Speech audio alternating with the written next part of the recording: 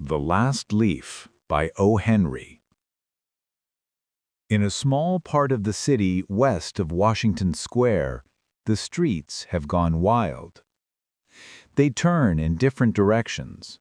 They are broken into small pieces called places. One street goes across itself one or two times. A painter once discovered something possible and valuable about this street. Suppose a painter had some painting materials for which he had not paid.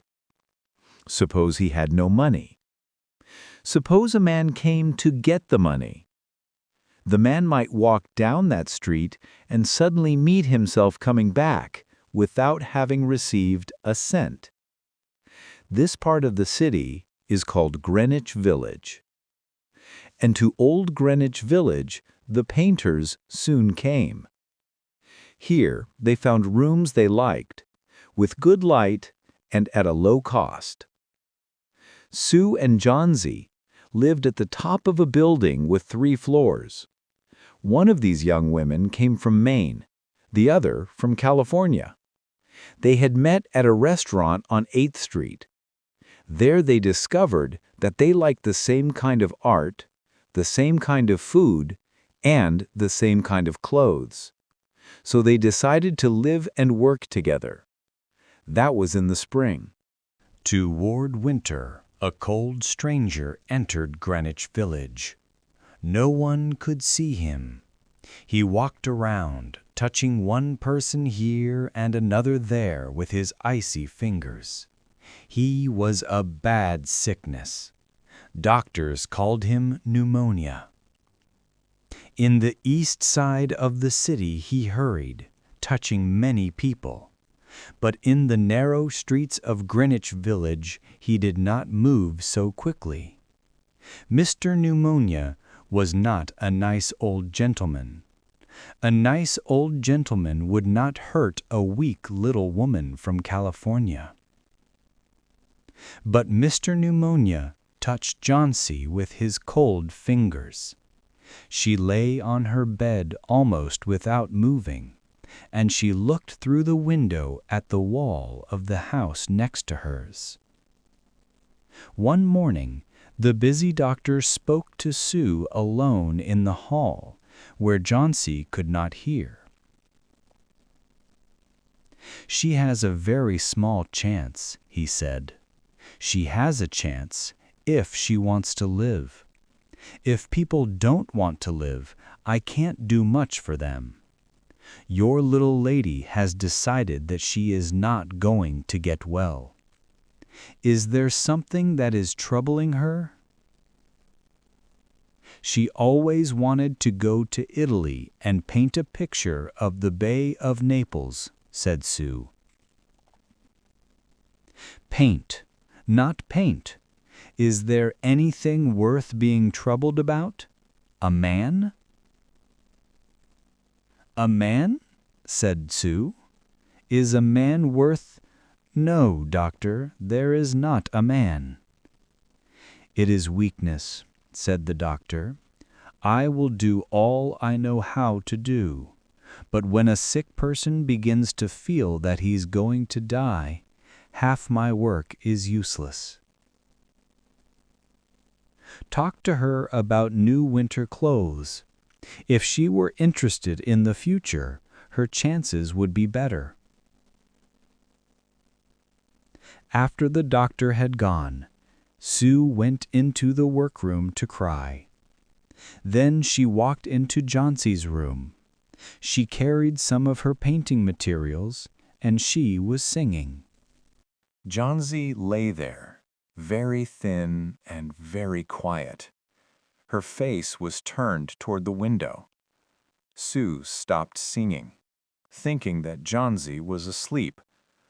Sue began to work. As she worked, she heard a low sound, again and again. She went quickly to the bedside. Johnsy's eyes were open wide. She was looking out the window and counting back. 12, she said, and a little later, 11, and then 10, and 9, and then 8, and 7, almost together. Sue looked out the window. What was there to count? There was only the side wall of the next house, a short distance away. The wall had no window. An old tree grew against the wall. The cold breath of winter had already touched it. Almost all its leaves had fallen from its dark branches. "What is it, dear?" asked Sue. 6, said Johnsy, in a voice still lower. "They're falling faster now. 3 days ago there were almost 100. It hurt my head to count them, but now it's easy. There goes another one. There are only 5 now." "5 what, dear? Tell your Sue." "Leaves. On the tree. When the last one falls, I must go too. I've known that for 3 days. Didn't the doctor tell you?" "Oh, I never heard of such a thing," said Sue. "It doesn't have any sense in it. What does an old tree have to do with you, or with your getting well? And you used to love that tree so much. Don't be a little fool. The doctor told me your chances for getting well. He told me this morning. He said you had very good chances. Try to eat a little now, and then I'll go back to work, and then I can sell my picture, and then I can buy something more for you to eat to make you strong." "You don't have to buy anything for me," said Johnsy. She still looked out the window. "There goes another. No, I don't want anything to eat. Now there are 4. I want to see the last one fall before night. Then I'll go too." "Johnsy dear," said Sue, "will you promise me to close your eyes and keep them closed? Will you promise not to look out the window until I finish working? I must have this picture ready tomorrow. I need the light. I can't cover the window." "Couldn't you work in the other room?" asked Johnsy coldly. "I'd rather be here by you," said Sue, "and I don't want you to look at those leaves." "Tell me as soon as you have finished," said Johnsy. She closed her eyes and lay white and still. "Because I want to see the last leaf fall. I have done enough waiting. I have done enough thinking. I want to go sailing down, down, like one of those leaves." "Try to sleep," said Sue. "I must call Behrman to come up here. I want to paint a man in this picture, and I'll make him look like Behrman. I won't be gone a minute. Don't try to move till I come back." Old Behrman was a painter who lived on the first floor of their house. He was past 60. He had had no success as a painter. For 40 years he had painted without ever painting a good picture. He had always talked of painting a great picture, a masterpiece, but he had never yet started. He got a little money by letting others paint pictures of him. He drank too much. He still talked of his great masterpiece, and he believed that it was his special duty to do everything possible to help Sue and Johnsy. Sue found him in his dark room, and she knew that he had been drinking. She could smell it. She told him about Johnsy and the leaves on the vine. She said that she was afraid that Johnsy would indeed sail down, down like the leaf. Her hold on the world was growing weaker. Old Behrman shouted his anger over such an idea. "What?" he cried. "Are there such fools? Do people die because leaves drop off a tree?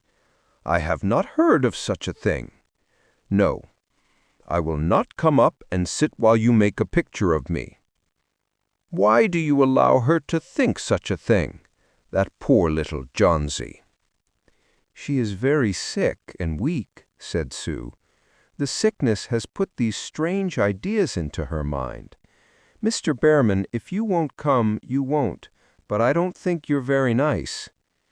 "This is like a woman," shouted Behrman. "Who said I will not come? Go, I come with you. For half an hour I have been trying to say that I will come. God, this is not any place for someone so good as Johnsy to lie sick. Some day I shall paint my masterpiece, and we shall all go away from here. God, yes." Johnsy was sleeping when they went up. Sue covered the window and took Behrman into the other room. There they looked out the window fearfully at the tree. Then they looked at each other for a moment without speaking. A cold rain was falling, with a little snow in it too. Behrman sat down, and Sue began to paint. She worked through most of the night. In the morning, after an hour's sleep, she went to Johnsy's bedside.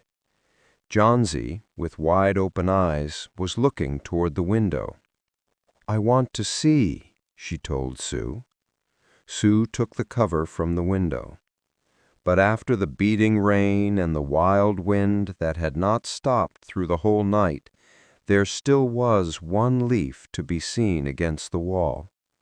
It was the last one on the tree.